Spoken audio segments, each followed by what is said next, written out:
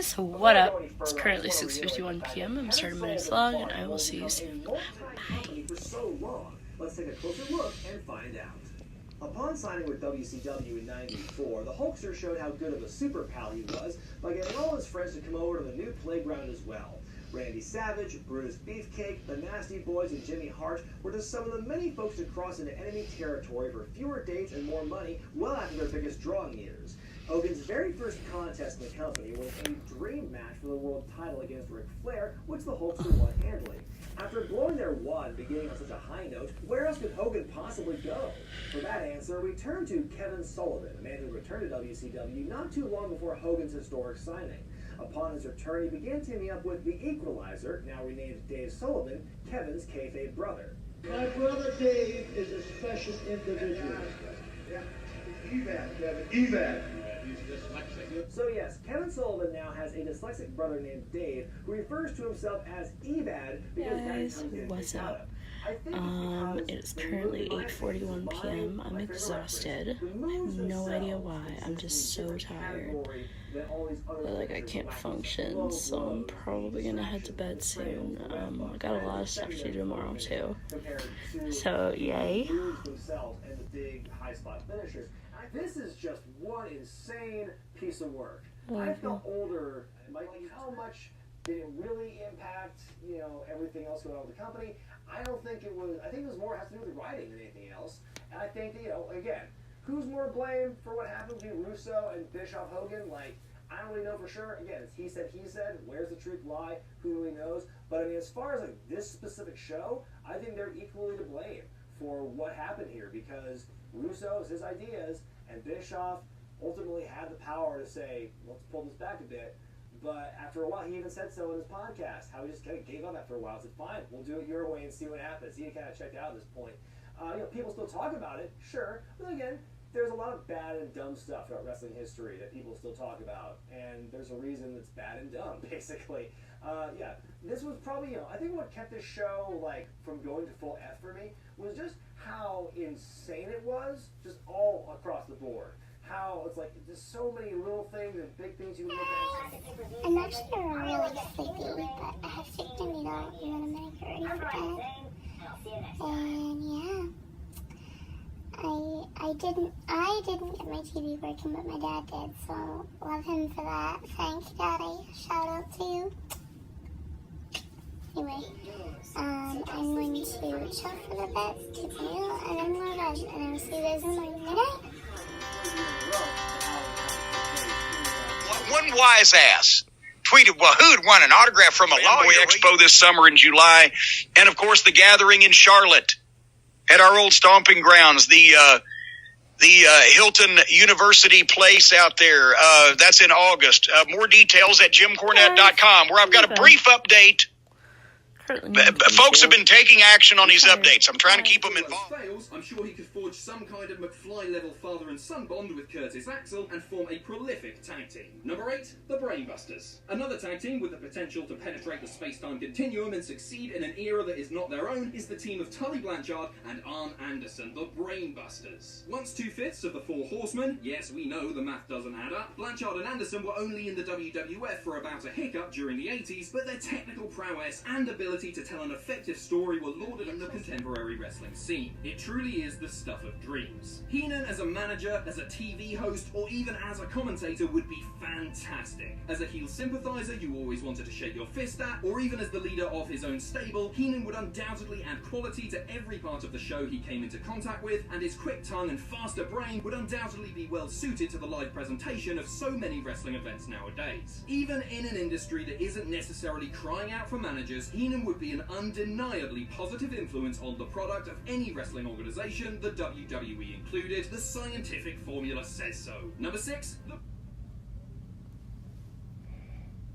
start to lose the enamel, then that's when we start to see the yellow color. I do recommend Pronamel Strong and Bright. It's able to help strengthen the enamel. Removing those surface stains, it gives the patient the bright white teeth that they're looking for.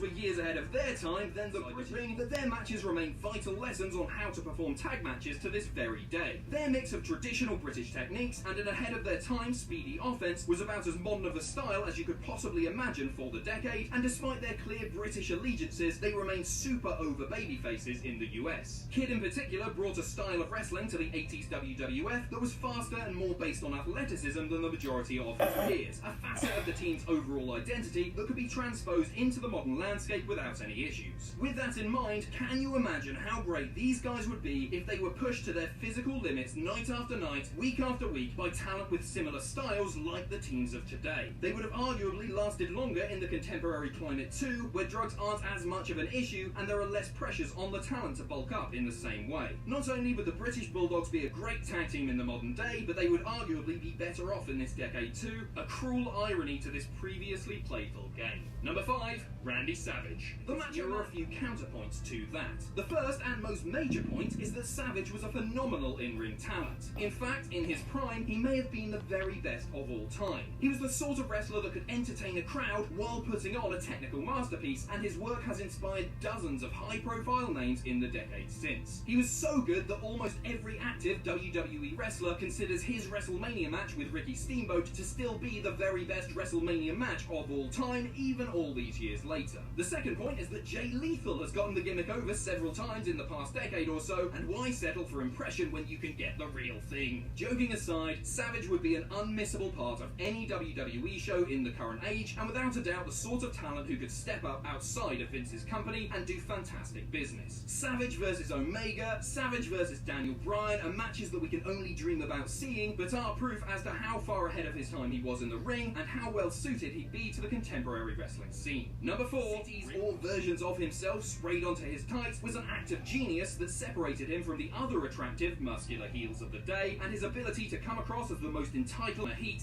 and those excellent tights. Put them in a ring in 2018 and you will have a star guaranteed.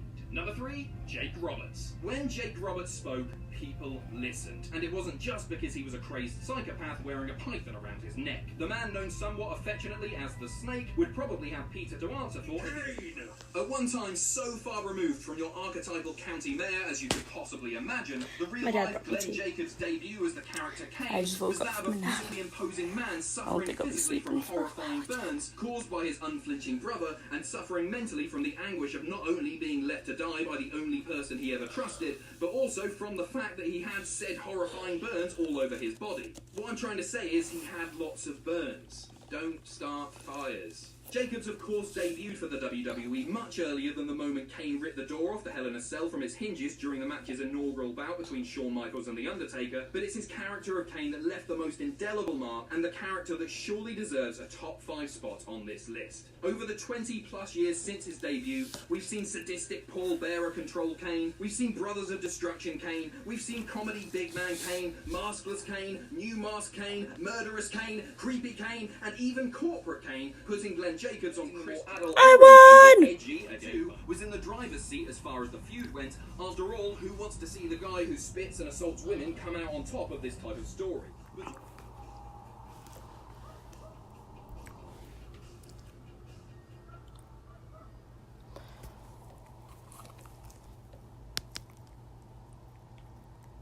Rollo with ProPilot Assist.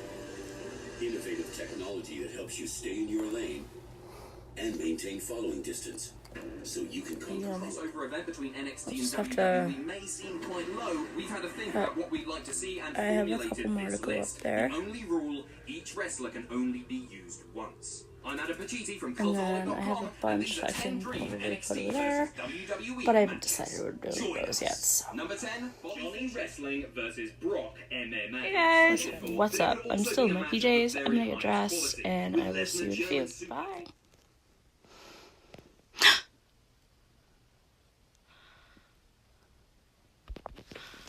Hi, Link.